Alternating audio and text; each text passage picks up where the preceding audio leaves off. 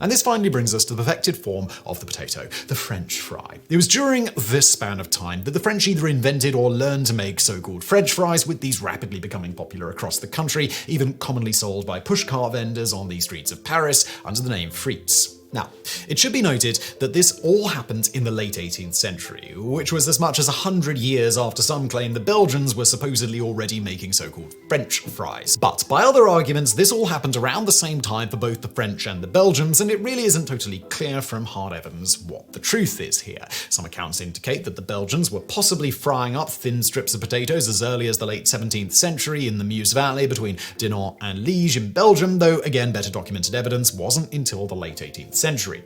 How it is speculated they came up with this idea was that in this area it was very common for people to fry up small fish as a staple for their meals. However, when the rivers froze up thick enough, it tended to make it somewhat difficult to get at the fish. So instead of frying up fish in these times, they would cut up potatoes in long thin slices and fry them as they did the fish. Giving some credence to this story is that the Spanish controlled much of what is now modern-day Belgium at the time the Spanish introduced the potato to Europe. So at least the Belgians probably were among the first to have a crack at the potato in terms of thinking up ways to prepare food from potatoes. Going back to French fries and who actually invented them, it should also be noted that shortly before the potato became popular in France, the Franco-Austrian War was going on, much of which took place around modern-day Belgium. So it's possible that the French soldiers were introduced to fries by the Belgians at this time, and a couple of decades later, when the potato became popular in France, these former soldiers then introduced the preparation method to the rest of France. Or it's possible the French came up with the idea on their own and spread them to Belgium around the same time, or that both came up with the idea independently. It, after all, is